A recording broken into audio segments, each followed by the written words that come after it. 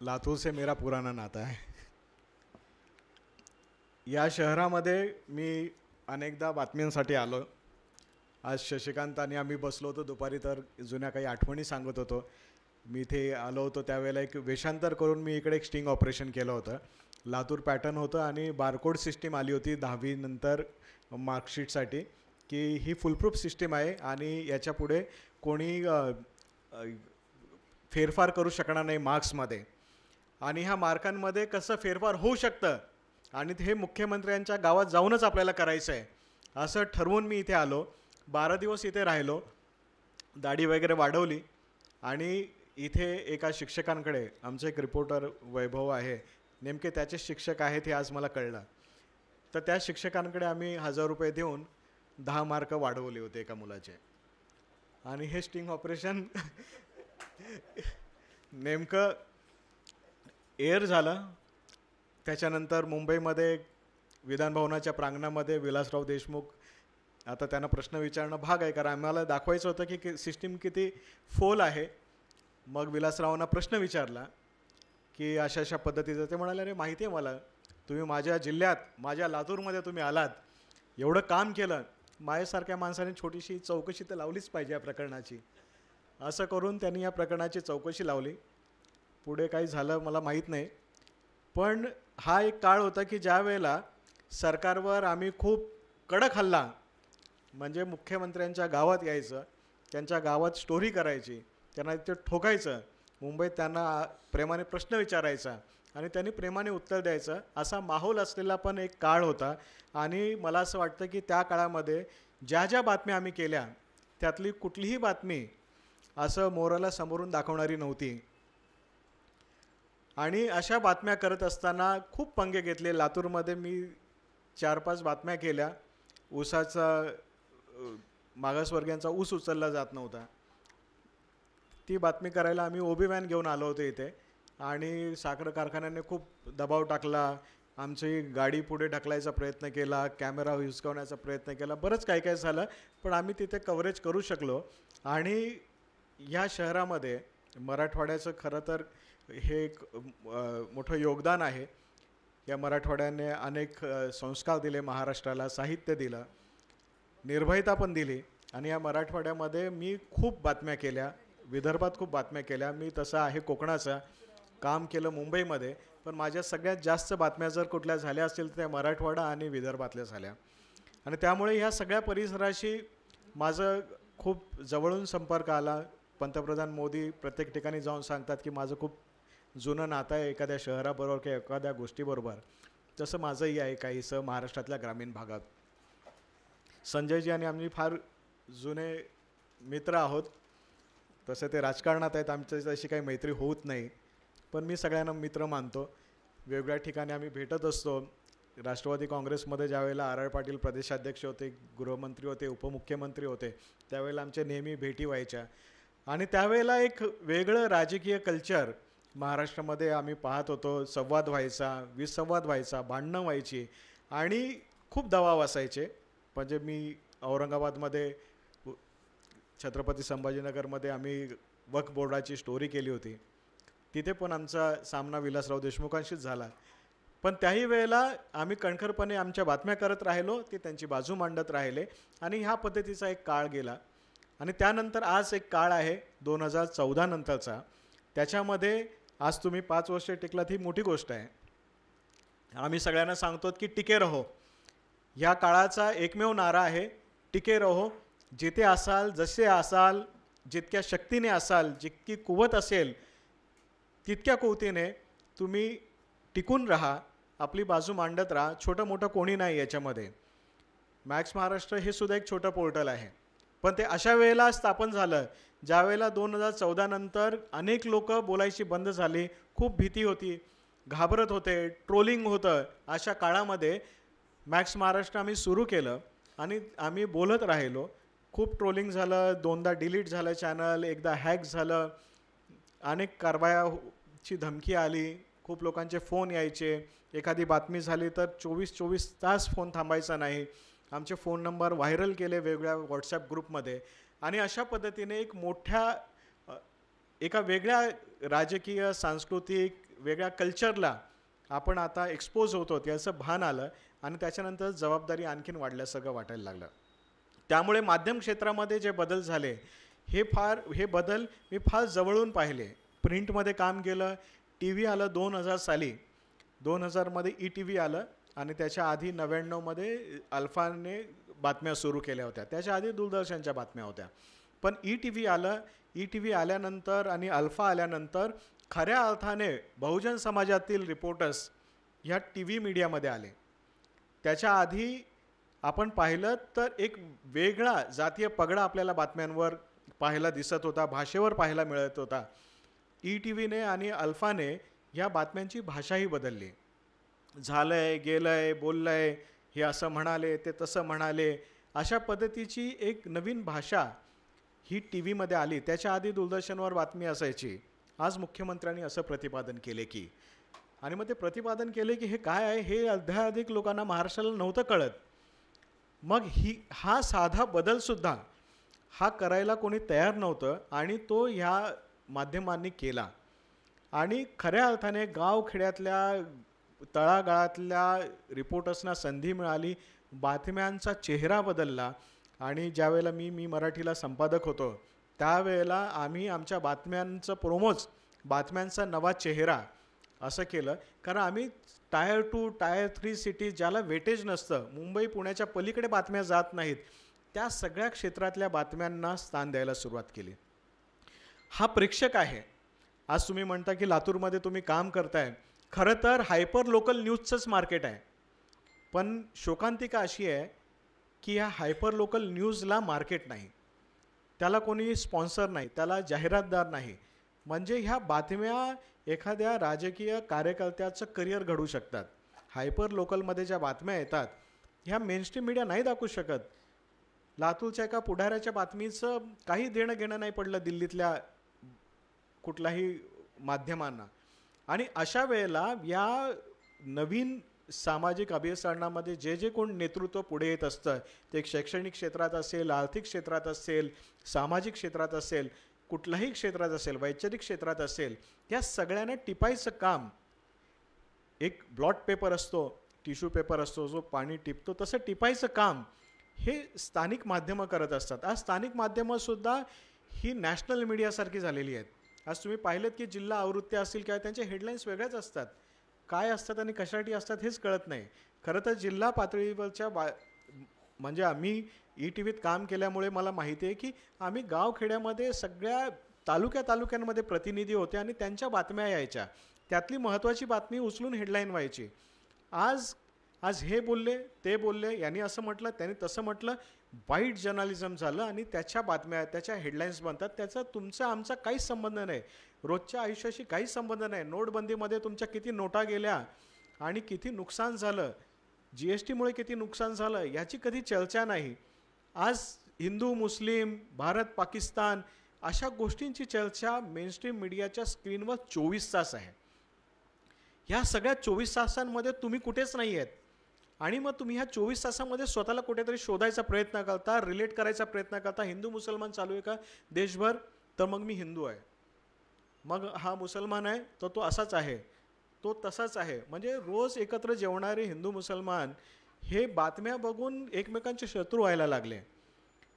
रोज एकत्र शिकणारे मराठा, OBC, धनगर, बाकीचे सगळ्या जाती ह्या आयसोलेट व्हायला लागल्या.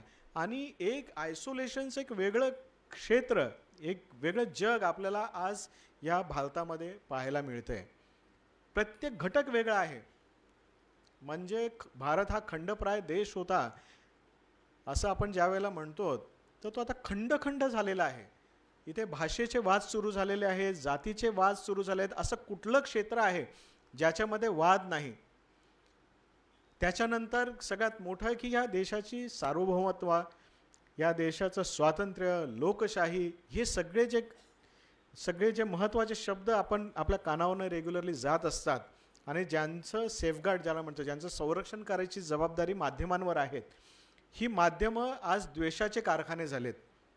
आणि खास करून नोएडातील मीडिया, त्याला आपण म्हणूयात की प्रोपोगंडाचे एक मोठं केंद्र झालेलं आहे. विषाच्या फॅक्टरीज झाल्यात.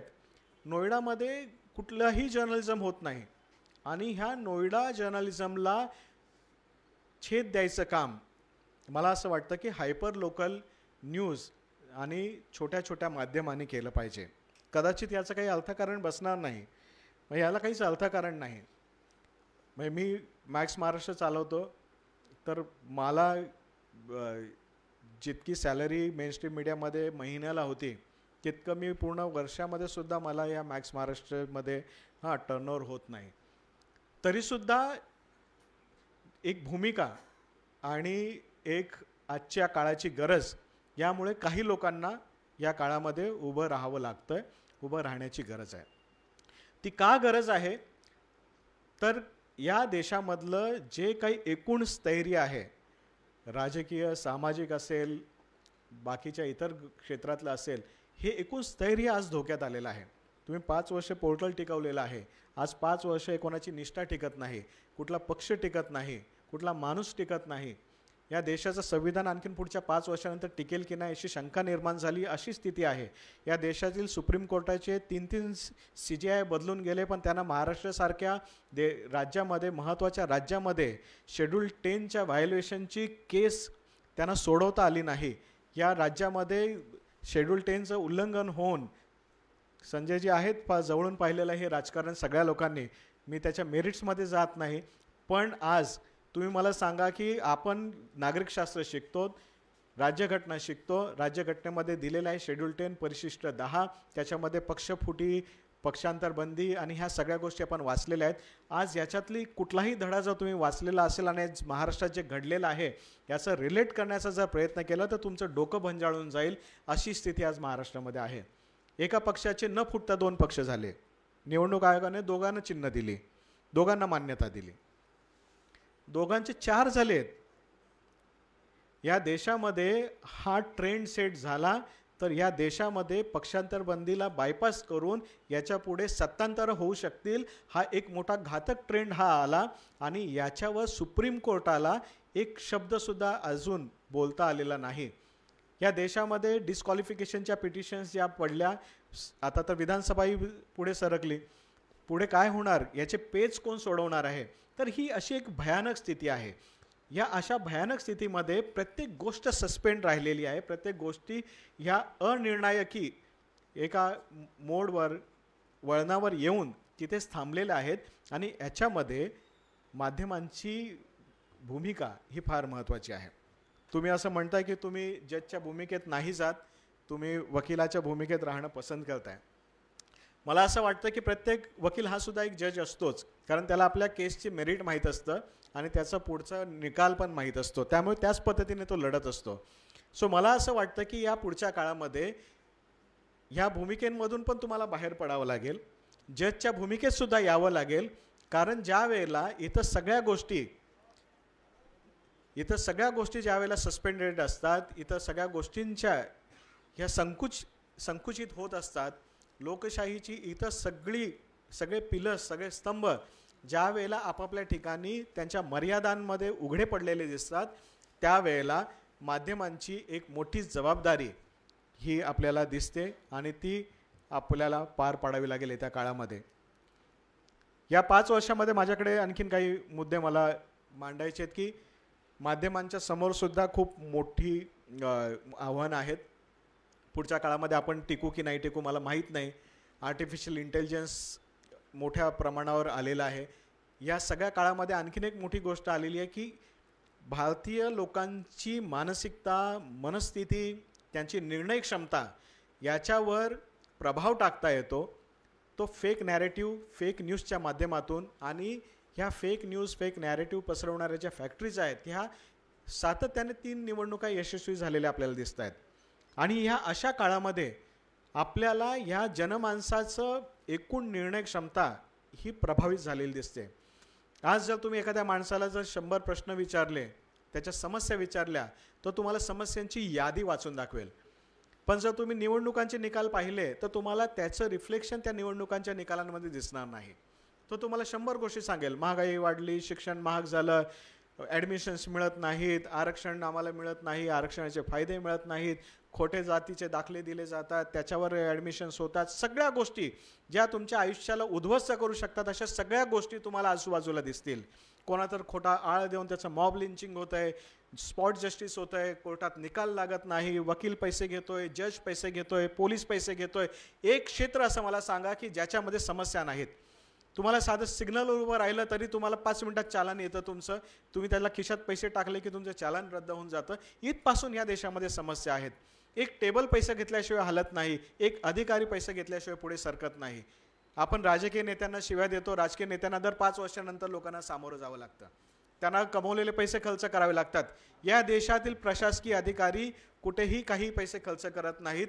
यांचे सगळे वाईटची प्रॉपर्टी या रोड वायडनिंगच्या सगळ्या कामांमध्ये, लँड ॲक्विजिशनमध्ये तयार व्हायला लागली. हे नवीन पॅटर्न्स आपल्याला बघायला मिळत आहेत. आज एक अधिकारी मला सांगा की ज्याची 100 कोटीच्या खाली प्रॉपर्टी आहे, एक IAS अधिकारी सांगा, कोण बघणार आहे याच्याकडे? सामान्य नागरिक म्हणून काय बोलणार आहात तुम्ही? आज तुम्ही काही बोलायला गेलात तर दुसऱ्या दिवशी तुमच्या घरी रेड आहे, तिसऱ्या दिवशी तुम्ही जेलमध्ये आहात. कुठली सुनावणी नाही, कोर्टात काही सुनावणी नाही, तारीख पडणार नाही, 5-5 वर्ष 10-10 वर्ष लोक जेलमध्ये आहेत. आणि अशा सगळ्या स्थितीमध्ये तुम्हाला जर याचं रिप्लिकेशन तुम्हाला जर पाहायचं असेल, रिफ्लेक्शन पाहायचं असेल तर तुम्हाला कुठल्याही निवडणुकांमध्ये पाहायला मिळणार नाही.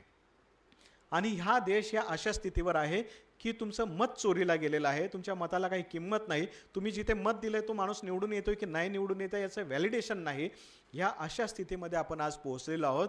त्यामुळे याच्या पुढचा काळ हा प्रचंड संघर्षाचा असणार आहे. तो संघर्ष केवळ मीडियासाठी असणार नाही, सामान्य लोकांसाठी असणार नाही, तो राजकीय नेत्यांसाठी सुद्धा असणार आहे, तो ज्युडिशरीसाठी सुद्धा असणार आहे. आज सगळ्यात ज्या काही जे स्तंभ आहेत, 4ही स्तंभ, या 4ही स्तंभांसाठी अस्तित्वाची लढाई असणार आहे. आज सुप्रीम कोर्टाच्या जजनं सांगावं लागतं की आम्ही नंतरचे फायदे घेणार नाही, पण ह्याच्या आधी ज्यांनी घेतलेले त्यांचे मेरिट कोण तपासणार आहे? त्यांच्यावर कोण कारवाई करणार आहे? त्यांनी घेतलेल्या निर्णयांच्या बाबतीमध्ये कोण चर्चा करणार आहे? या देशामध्ये कोणाची काय रिस्पॉन्सिबिलिटी आहे, काय उत्तरदायित्व आहे, याचं कोण डिसाईड करणार आहे? आज प्रत्येक घटक या लोकशाहीतला हा बेजबाबदार झालेला आहे. असं म्हणतात की सड़क आवारा हो जाएगी, सड़क खामोश हो जाएगी तो संसद आवारा होती है. सडकवर काय झालं मध्य प्रदेशमध्ये आपण पाहिलेलं आहे. आता रोडवर पॉन व्हायला लागलेले तर संसदेत काय होईल याची चिंता करायला पाहिजे आपण सगळ्या लोकांनी. तर ह्या सगळ्या स्थितीमध्ये एका विलक्षण स्थितीमध्ये आपण सगळे आहोत. आणि हा उद्वेगाचा मुद्दा नाही, विचार करण्याचा मुद्दा आहे. या देशाची अर्थव्यवस्था आज 4थ्या नंबरवर आलेली आहे. आपला GDP 4थ्या नंबरवर आलेला आहे. पण पर कॅपिटा इन्कममध्ये आपण 136व्या नंबरवर आहोत.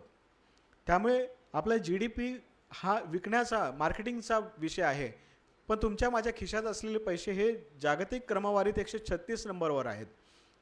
ह्या देशाच्या अर्थकारणावर कोणाची बोलायची हिंमत नाही. एक अर्थशास्त्री पुढे येत नाही, त्याला बोलायला कुठे स्कोप नाही, प्लॅटफॉर्म नाही.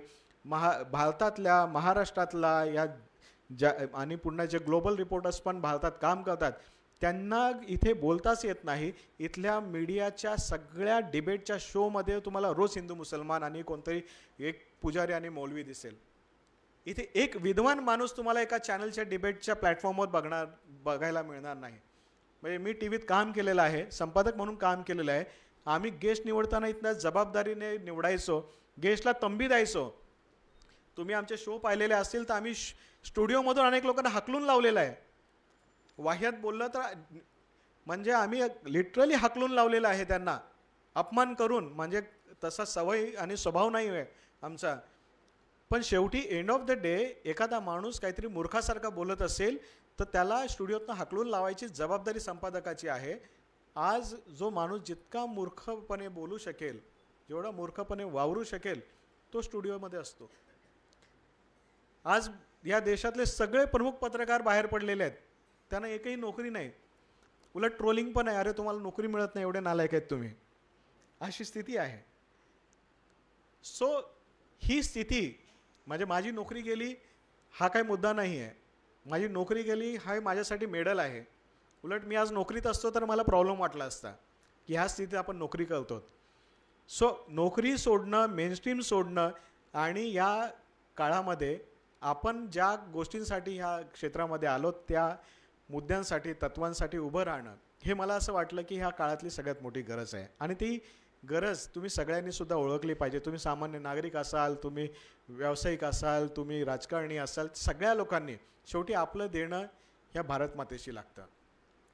आज भारतमातेचं नाव घेऊन जय हिंदचा नारा देऊन अनेक सुडो, अनेक फेक राष्ट्रवादी तुम्हाला आजूबाजूला दिसतील, ज्यांनी आयुष्यात कधी टॅक्स पण नीट भरलेला नाही, ते सुद्धा भारतमाता की जय बोलून या ठिकाणी एखाद्या माणसाला ह्युमिलेट करायचं काम करतात. जितक्या लोकांवर रेड पडलेले आहेत आणि जितकी लोक आता हे जिहाद विहाद सगळं बोंब मारत होते, त्या सगळ्या लोकांना एकच प्रश्न आहे की प्रदीप कुरुळकर ज्या वेळेला पकडला जातो तर त्यावेळेला सगळी सायलेन्स का असते? तो कोण असतो हा प्रदीप कुरुळकर? ही कुठली प्रवृत्ती असते? आणि हे सिलेक्टिव्ह आउटरेज हे एखाद्या ठिकाणी का असतं की एखाद्याचं नाव आडनाव आणि हे सगळं बघूनच आपण चर्चा करू आणि बोलूत.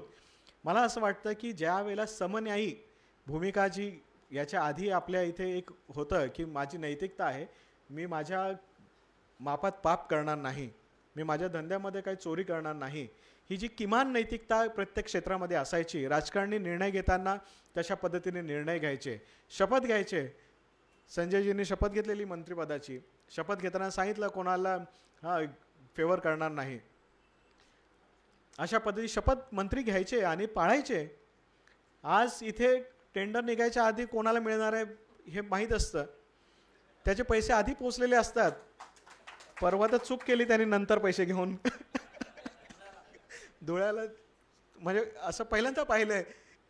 हां, पैसे देताना आणि घेताना पकडलं गेलेलं आहे, पण हे आधीच फिक्स असतं.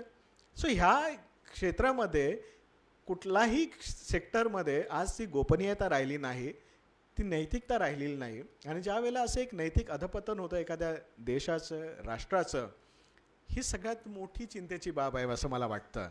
राजकीय अधपतन वगैरे या गोष्टीला मी फार महत्त्वाचं मानत नाही, कारण राजकीय पक्ष येत जात राहतात. एक नवीन पक्ष येतो, जुना पक्ष तुटतो, 100 वर्ष 200 वर्षाचा पक्ष असेल त्याची नंतर काडीची किंमत राहत नाही. पण एक माणसाची मूळ नैतिकता जी असते, ही नैतिकता जी असते ती मूळ असते, हेच मुख्य भांडवल असतं. आणि मला असं वाटतं की आपल्यासारख्या सगळ्या लोकांनी, जे कोण माध्यमांमध्ये काम करतात, सामाजिक क्षेत्रात काम करतात, त्या सगळ्या लोकांनी ही नैतिकता पाळली पाहिजे. एक महत्त्वाचा मुद्दा मला असं वाटतं की एक सामान्य लोकांसाठी मला सांगायचं आहे की आपण एक कॉन्ट्रडिक्शन, विसंगतीने भरलेल्या देशामध्ये सध्या राहतो. इथे प्रत्येक गोष्टीत, आज मी सकाळीच एका ठिकाणी बोलताना सांगितलं की इथे भ्रष्टाचार, दहशतवाद आणि हे सगळं थांबवण्यासाठी म्हणून नोटबंदी झाली. 500, 1000च्या नोटा बंद झाल्या, बदल्यात आली 500ची आणि 2000ची नोट.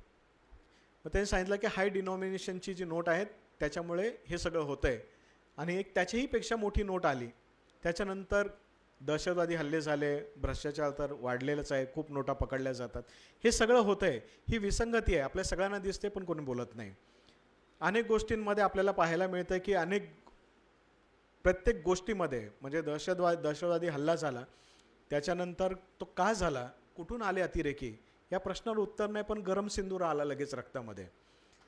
तर हे अशा अनेक विसंगती आपल्याला पाहायला मिळतात, अनेक डायलॉग पाहायला मिळतात, फिल्मी डायलॉग्स पाहायला मिळतात. आणि हे सगळं एक सामाजिक मन, एक भ्रम तयार करण्याचा प्रयत्न केला जातो. वेगवेगळ्या IT सेलमध्ये खूप डिझाईन्ड इंजिनियर्स याच्यावर काम करतात. ते तुमचे सायकोलॉजिकल अभ्यास करून तुम्हाला काय दिलं पाहिजे याचं कॉन्टेंट लिहितात. रोज सकाळी तुम्हाला काय पोचलं पाहिजे, सकाळी उठल्या उठल्या तुम्ही मोबाईल बघणार आहे तर तुमच्या मोबाईलमध्ये काय यायला पाहिजे, तुम्ही रात्री झोपताना पुन्हा सगळ्यात जास्त तुमच्या डोक्यावर जर काही प्रभाव टाकत असेल तर सकाळी उठल्यानंतर तुम्ही जे बघता ते आणि रात्री झोपताना जे बघता ते, ह्या 2 वेळेला तुम्हाला बरोबर काही ना काहीतरी माइंड मेकिंगवाले व्हिडिओज, पोस्ट सगळ्या येत राहतील. दिवसभर ते संथ असतं, पण ह्या 2 गोष्टी 2 वेळा हे तुम्हाला वेडं बनवतात. आणि आज ॲव्हरेज सगळी माणसं हे सातत्याने रील्स आणि व्हिडिओज हे सगळं कन्झ्युम करत असतात. माझी सगळ्या लोकांना एकच विनंती आणि त्याच्यानंतर मी थांबेन की हे कॉन्टेंट आपण बनवलं आहे का? हे कॉन्टेंट तुमच्या ओळखीच्या माणसाने बनवलेलं आहे का? जे कॉन्टेंट बनवलेलं आहे त्याच्यामध्ये सत्य आहे, असत्य आहे, याचं सत्यापन तुम्ही स्वतः केलं आहे का? जर ह्या तिन्ही गोष्टी नसतील तर हे फॉरवर्ड करू नका. का करू नका? तर त्याचं कारण तुम्हाला सांगतो. आज भारत सत्ता सुरू आहे. आज हे म्हटलं तरी आणि 4-5 माणसांची नावं मोजून दाखवली. 5 माणसांनी एका पोर्टलसाठी जर काम केलं, ॲव्हरेजली जगायला कुठल्याही शहरामध्ये एका माणसाला 20,000 रुपये लागतात. ऑफिसचं भाडं हे ते सगळं असं धरलं तरी पण एक 4 ते 5 लाख रुपये खर्च, मिनिमम खर्च एक पोर्टल चालवायला लागतो. ग्रामीण भागामध्ये आपण म्हणू की अर्ध्या पैशावर काम केलं तर 2 लाखाचा तरी खर्च कुठे गेलेला नाही. आज 2 लाख रुपये खर्च करून हे लोक एक कॉन्टेंट बनवतात. आपल्याला खर्च माहिती आहे यांच्या कॉन्टेंटचा. जर 2 लाख रुपयाचं कॉन्टेंट कोणीतरी तुम्हाला फ्री पाठवतंय, जे तुम्हाला माहितीच नाही कोणी बनवलंय, ज्याच्या मागे कोण बसलं हे माहीत नाही तुम्हाला. एक व्हिडिओ IT सेलने बनवलेला एक व्हिडिओ हा अतिशय प्रोफेशनल व्हिडिओ एडिटर्स आणि ग्राफिक्स एडिटर्सकडनं तयार केलेला असतो. एक ग्राफिक्सची किंमत सरकारी टेंडरप्रमाणे जरी घेतली तर साधारणतः सरकारी टेंडरमध्ये एका ग्राफिक्सची किंमत ही 60,000 रुपये आहे. आपण DGIPRच्या टेंडरप्रमाणे जाऊयात. एक व्हिडिओ 6.5 लाख रुपयाचा असतो DGIPRचा. प्रायव्हेटली बनवला तर 2 लाख रुपयाचा असेल. फारच स्वस्तात बनवला तर मिनिमम 15,000 रुपयाचा तर एक व्हिडिओ असतो. हा 15,000 रुपये तुम्हाला ज्ञानी बनवण्यासाठी कोण खर्च करतंय? तुमच्यामध्ये काहीतरी भरवण्यासाठी हे 15,000 ते 2 लाख रुपये कोण खर्च करतंय याचा विचार डोळे बंद करून करा आणि मग फॉरवर्डचं बटन दाबा. हे तुम्ही काहीतरी केलं पाहिजे ना. तुम्ही ज्ञानी व्हायला पाहिजे. तुम्हाला वाटलं पाहिजे की हा मुसलमानाला मारलं पाहिजे, त्या हिंदूला मारलं पाहिजे, हा मराठा आमच्या हक्काचं खातोय, हा आमच्या थाळीतलं खातोय, तो OBC आमच्या ह्याच्यातलं घेऊन चाललाय.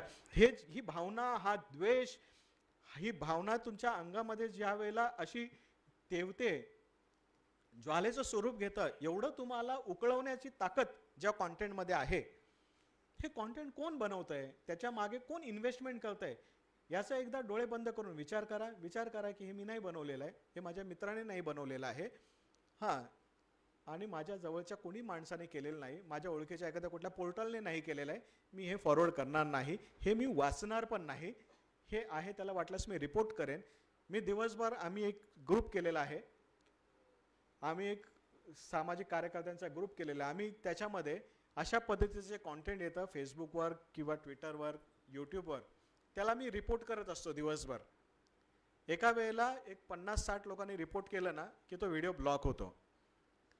तर असे आम्ही एक 150-200 लोकांचा ग्रुप बनवलेला आहे आणि अनेक व्हिडिओ आम्ही जस्ट रिपोर्ट करतो. पाहिला, हा वाटला योग्य नाही, याच्यामध्ये हेट्रेड आहे, त्याला रिपोर्ट करायचा, ब्लॉक करायचा. तुम्ही त्यांची इन्व्हेस्टमेंट तर खराब करा, त्यांना कळू दे ना खर्च काय आहे, त्यांचा खर्च वाढवला पाहिजे. आपण तुमच्या टॅक्सचे पैसे घेतात, इथे रोज GST वाढवतील, इन्कम टॅक्स वाढवतील, हे वाढवतील, ते वाढवतील, रोज महागाईतनं तुमच्याकडनं घेतलेले पैसे तुमचंच डोकं भडकवायला खर्च केलं जात आहेत. त्यांचा पण खर्च वाढला पाहिजे, त्यांचे व्हिडिओ ब्लॉक व्हायला पाहिजेत, डिलीट व्हायला पाहिजेत.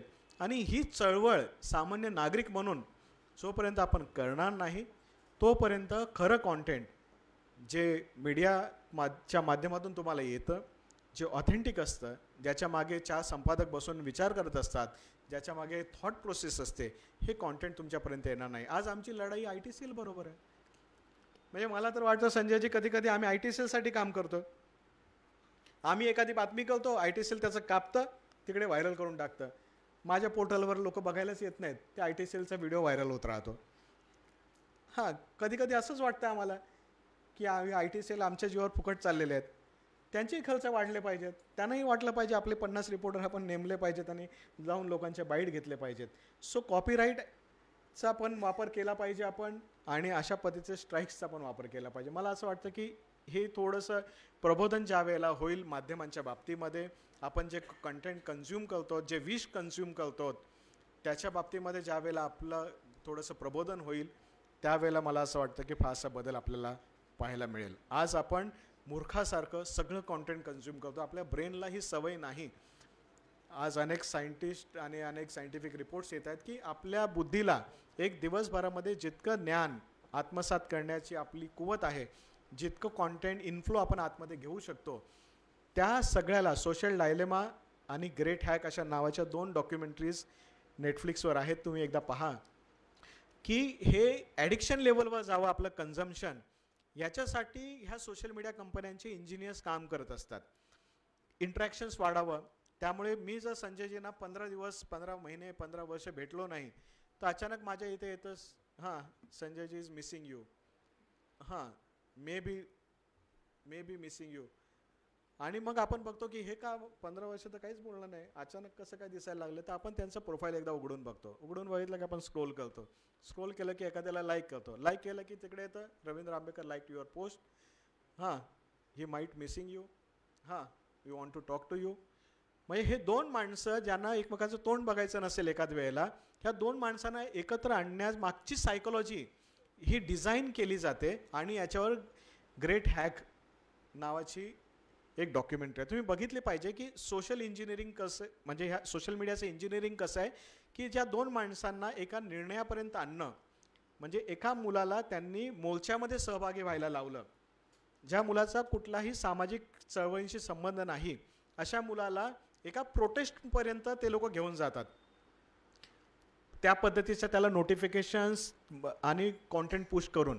सो एखाद्या माणसा, दोन माणसं आहेत, एक मुलगा एक मुलगी, त्यांना एकमेकांच्या प्रेमामध्ये ते लोक पाडू शकतात, त्या दोघांचं ब्रेकअप करू शकतात. आणि हे सगळं डिझायनिंग करून कशा पद्धतीने हे केलं, हे फेसबुक, यूट्यूब आणि ट्विटरमधल्या इंजिनियर्सने सांगितलेल्या स्टोरीज आहेत, रिअल स्टोरीज, म्हणजे कुठल्या मनगडत कहाण्या नाहीत. हे त्यांनी सांगितलं आणि त्यातले एथिकल लोकांनी त्या नोकऱ्या सोडल्या की आम्ही माणसांच्या मेंदूबरोबर खेळू शकत नाही, आम्ही त्यांचे मेंदू असे करप्ट करू शकत नाही, एथिकली चुकीचं आहे. आणि हे सगळं तंत्रज्ञान घेऊन इथे आपल्या इथे IT सेल आलेलं आहे.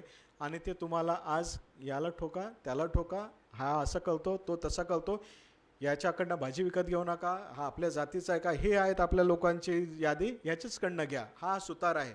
आजपर्यंत कधी आपण पाहिलं का आपल्या घरी येणारा माणूस सुतार असेल, प्लंबर असेल, हा असेल, तो असेल, कुठल्या जातीचा, कुठल्या धर्माचा आहे?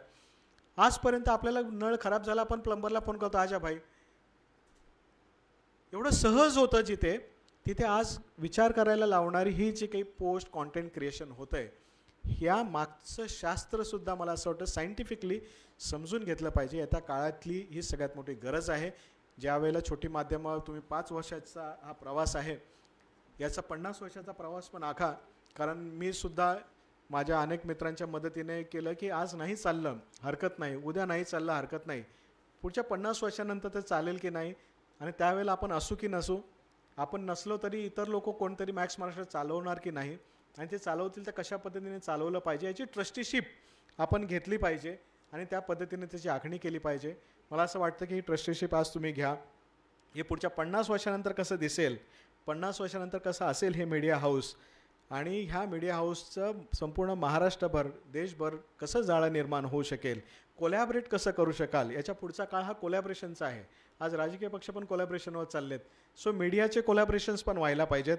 ह्या निवडणुकात आम्ही तो प्रयत्न केला, 12 यूट्यूब चॅनल्सने एकत्र येऊन निवडणुकांचं कव्हरेज केलं. सो याचा पुढचा काळ हा कोलॅबरेशनचा सुद्धा आहे. आणि ह्या क्षेत्रामध्ये उद्याच्या काळामध्ये तुम्ही कसं अधिक कोलॅबरेट करू शकाल आणि कसं ग्रो होऊ शकाल याचं एक रोडमॅप आपण तयार करूयात. यासाठी जी काही मदत माझ्याकडनं लागेल ती मी करायला तयार आहे. आपण पुन्हा एकदा बसूयात. आज तुम्ही बोलवलं, खूप शॉर्ट नोटीसवर विषय होता आणि संजयजींना पुन्हा निघायचं आहे. सो मी माझे 2 शब्द इथेच थांबवतो. काही चुकलं असेल, कुठल्या वक्तव्यामुळे आपल्या भावना दुखावल्या असतील तर आपल्या भावना दुखावल्या जाव्यात हाच हेतू होता. त्यामुळे त्याबद्दल मला बिलकुल काही दुःख नाही. हां, निदान आपण त्या निमित्ताने विचार करायला लागू. धन्यवाद.